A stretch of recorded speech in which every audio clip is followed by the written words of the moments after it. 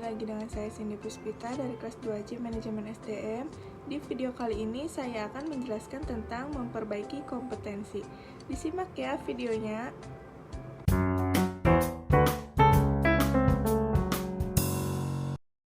Kompetensi merupakan karakteristik dasar perilaku individu yang berhubungan dengan kriteria acuan efektif dan atau kinerja unggul di dalam pekerjaan atau situasi.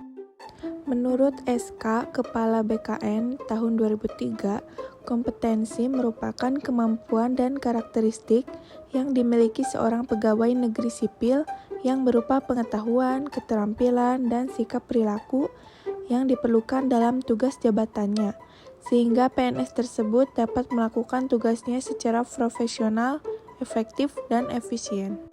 Selanjutnya ada komponen kompetensi. Yang pertama ada motivis. Motif menggerakkan, mengarahkan, dan menyeleksi perilaku terhadap tujuan atau kegiatan tertentu.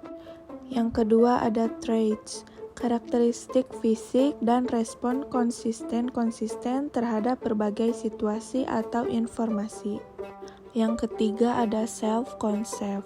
Sikap, nilai, dan citra diri seseorang. Yang keempat ada knowledge, pengetahuan atau inform seseorang dalam bidang spesifik tertentu.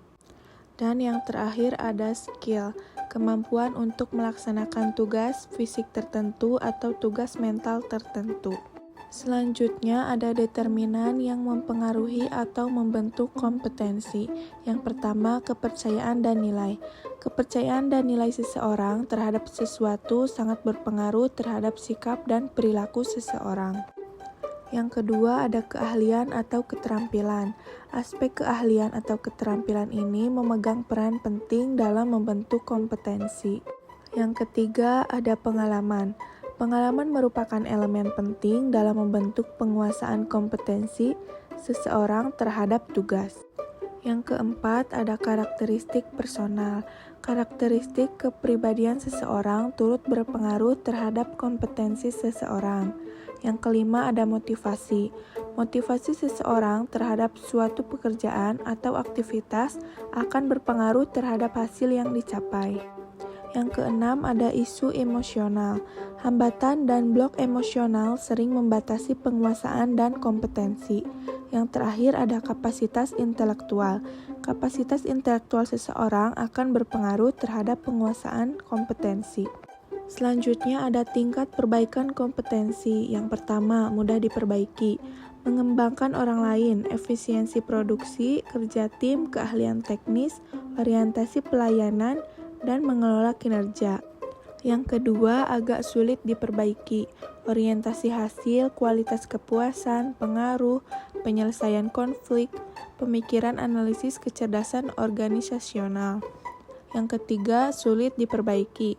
Inisiatif, inovasi, integritas, dan kejujuran, pengelolaan tekanan kejiwaan, pemikiran konseptualis, dan fleksibilitas. Kompetensi merujuk pada pendekatan perilaku. Perilaku tertentu dijadikan parameter untuk mampu melaksanakan pekerjaan secara efektif, berhasil, dan unggul atau superior.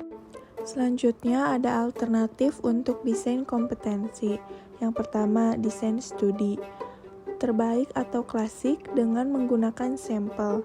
Yang kedua, desain studi pendek dengan panel ahli. Yang ketiga, studi terhadap pemegang jabatan dan pekerjaan di masa depan. Lalu ada rancangan studi. Rancangan studi terbaik model kompetensi dengan menggunakan sampel yang terdiri dari 6 tahap, yaitu yang pertama, menetapkan kriteria kinerja efektif. Yang kedua, mengidentifikasi kriteria sampel.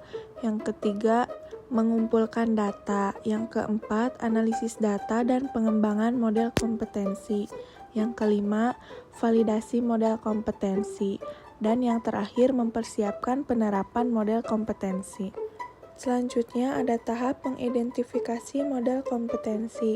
Yang pertama, menjelaskan kriteria kinerja. Yang kedua, mengidentifikasi orang-orang untuk sampel kriteria. Yang ketiga, mengumpulkan data melalui BEI atau metode lain. Yang keempat, mendesain aplikasi. Yang kelima, mengesahkan model kompetensi. Dan yang keenam, menganalisis data dan mengidentifikasikan kompetensi.